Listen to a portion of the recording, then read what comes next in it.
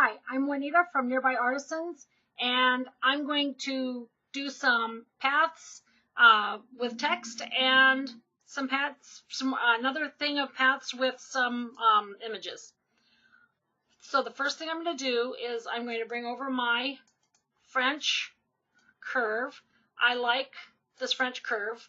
I have another video about things you can do with other French curve shapes, but for this one, I'm only going to use this one. I'm going to highlight that. I'm going to increase my threshold to about in the 70s. When the lines are really thin and light like that, you have to get up into the higher threshold. So I'm going to go into 70s, and I like that, so I'm going to trace it.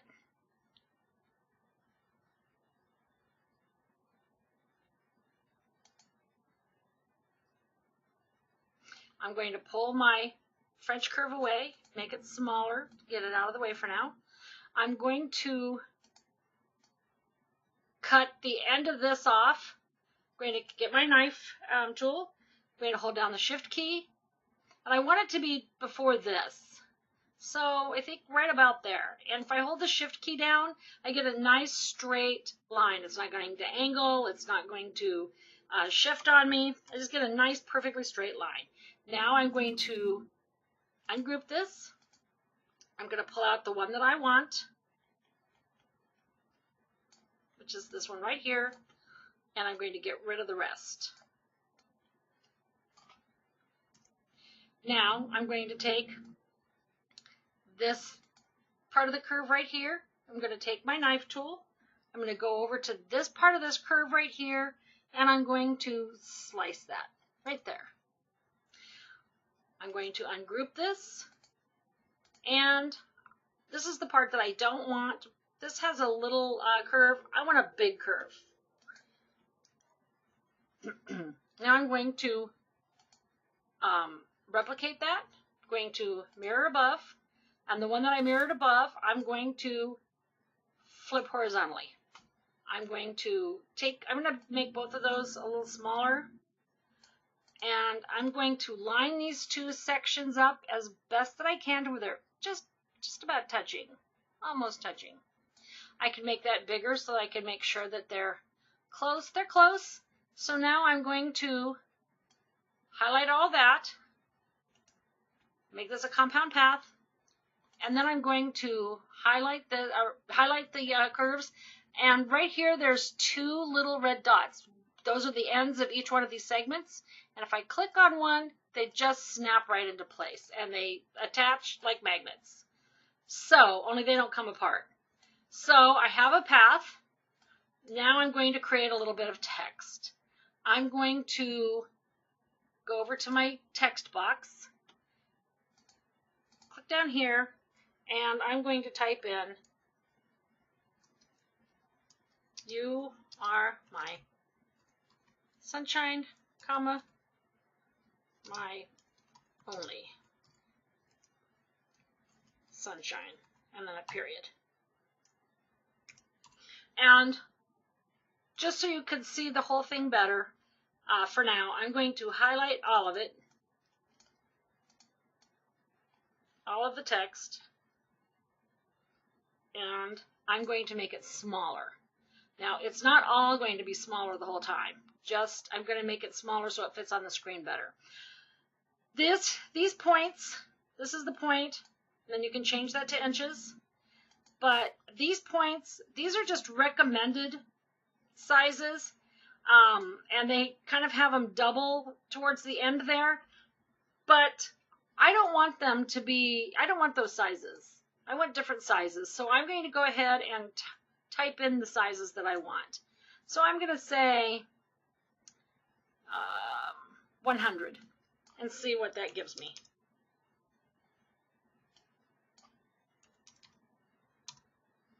Okay, that makes it fit on the screen easier. Now, when you're changing the sizes of these, you do have to decide for the spaces which side you want it on, because that will, like if I had this as a 144, but these were all 70s, it's going to take up a big amount of space right there, which you might want sometimes. but I am going to change my font sizes. Actually, I'm just going to, right now, I'm going to change this font. I have to get my editing screen. There we go. So I'm going to change this font. I want that font to be Amanda. And actually, I don't want that font to be Amanda, and this is why. That's going to be wrapped around the curve. So I'm going to want that one to not be where it might bunch up too much. So I'm going to have that one, I think, just be a Dandelion script maybe, and where it will like pull out. And I might even change this to where it is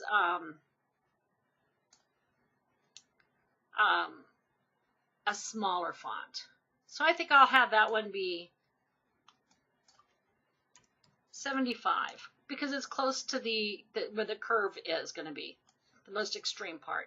This one, I want this to be, I think I'll just use Constantia and have it be 50. And then I think this one will be, and then I'm going to hold down the shift key. Oh, well, no, I'm just going to just pick that one, and that one will be, I can go ahead with a 72 that's already there, and I want sunshine to be big, and I want it to be nice and cursive, because this one is going to be in that flat part of this curve. So I want that to be Amanda. And I want that font to be, it's 100. I think I want that to be 125. Then I think I'll have this one be 50. What size was this one? This one was 72. I think I'll have that one be 50 also. And then I'll have my only sunshine. I'll have this one be, this is still going to be kind of straight, so I can have some fancy, nice font in there. So I think I'll pick Fabulous. No, Dandelion. Not Dandelion. Yeah, Dandelion. Where's my Dandelion? Right there. Dandelion. And then this sunshine is going to be wrapped around that second curve. I'm going to want it to be kind of spread out. I think I'll do Hugs and Kisses. Okay, now I don't think that I can change, as I recall, I cannot change just the, and remember these spaces, I want to see how big these spaces, which one did that, okay, so that went with this size for that space. I just don't want to have left a big font space in there. Okay, see now this one, my space is bigger than I want it to be. So I'm going to bring that down to 50. But now I might want a big space. I mean, I can also just type in a space bar, but sometimes using a different font size in there gives me a little bit better separation than just hitting a space bar. That looks like kind of like what I want. I'll have to see when it's on the curve if it's what I want. And it looks like it's going to be a little big for the curve. So, I lost the whole thing. There. I think I want to pull this over here and still continue this out. I want it all on one line, but I want it just on one line. Okay, I'm going to see how that fits. I don't think it's going to fit really well right now. I'm going to have to make some adjustments. Well, that's not bad, but I like the You Are My. I like how those come. I don't like this right here. So I'm probably going to change those fonts. So I think I'll get a font that's a little, I actually just might reduce the size of that. I'm going to make sure I get the comma. That's 100. I'm going to try 75 and see if that works a little better. There we go. Put that right there on the curve. Yeah, that looks pretty good. I'm wanting to have some space in here, so I'm going to move this closer to the end. And like I said, I don't think that I can I don't think I can space just that without spacing the whole thing, but I'm going to give it a try. I think the character spacing, yeah, it's going to space the whole thing.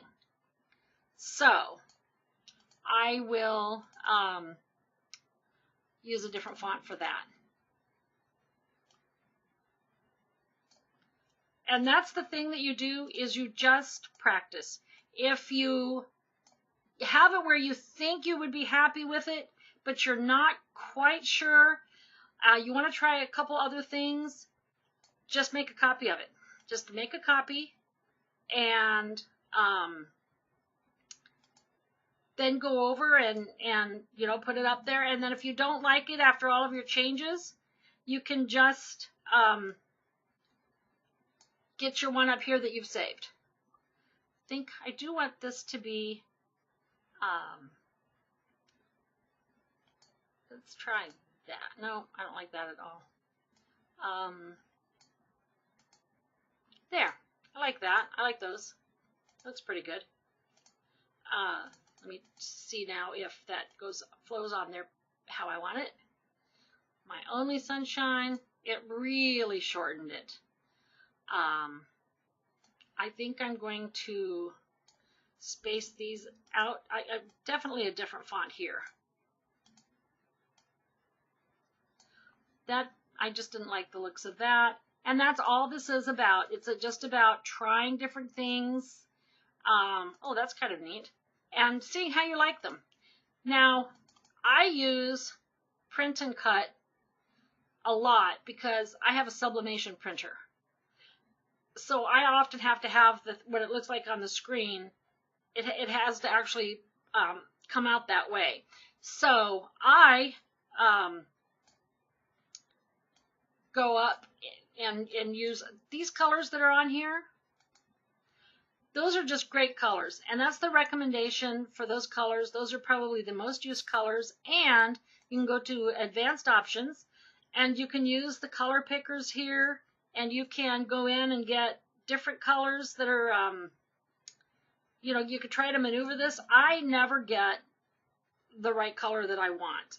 I just, it's like, that's pretty good, but I want more options than that. So here's the hex code for a color, and these colors all have their own hex codes. Here's the RGBs, the HSLs, and you can put in a color and pretty much get it to come up and give you these things if you go to Pantone, the Pantone website. And you can also get them with many of the printer websites like Canon and Hewlett-Packard and Epson. And so give those a try and get yourself one of these and just copy it to your PC, and then you can go up and you can, like, I'm going to pick this word right here, and I'm going to do the color picker, and I'm going to get that color for that one, and maybe the My also, I'll get that use that same color, and maybe for Only I want, maybe I want a real nice darker one. It's kind of the same. But anyway, use your color picker and get the different colors for this. Now what I will do is I will pull this up again, see how it looks. Now if I go ahead and, now I would go ahead and try to spread that out, and I would use different fonts. But for time, I'm just not going to be able to, but you certainly do that. And so I'm going to go ahead and make a compound path. Now notice when I did that, it makes all the letters the same. So if I were doing this for sublimation printing or for print and cut, I would now go in and individually, I would ungroup this. I would release the compound path, and then I would go in and individually give these their colors. And then instead of making a compound path at this point, I would just group it. Because if I release the compound path, I can go in and I can group like that section and make a compound path, and then I could give it the pink. I can group this section, make a compound path. I can give it this real pretty color here, and then at the end I would group them so that they stay together and stay the same, and then I would do the print and cut or the sublimation printing. Now, one of the things about sublimation printing also, and I'm going to go over that in a whole separate video, but the reds, you really want to have your hex codes for reds or your printer codes so that you get a real nice true red. And you can get these for every color there is. You can get the these little screenshots for them, and then you can just pick the color. Another thing you can do is, if you're using vinyl, you can scan in your vinyl and then get your true vinyl color. And even though you're going to cut these out, you can get that color of the vinyl and see what it's going to look like. Like if you're going to have one of the really pretty teal and you're going to have a yellow shirt, you can scan in a little section of your shirt and then pull that up, make a big square of that color, put your teal vinyl, scan that in, get that, and you can see how that's really going to look. And you can, if you have customers, you can show them this is how that's going to look on there. But the color picking is nice too. A lot of times brides, especially, they want to know, are you going to be able to match my exact color of my wedding? And yeah, get a little piece of something they have and scan it in. Or take one of these, or go to Lowe's or Home Depot and get some of their little color samples, and then look on the back and get the colors from that. So there's a lot of things you can do with colors and paths, and they're just a lot of fun. You can make so many, anything that you can line draw, you can make a path, or anything you can outline. And so have fun.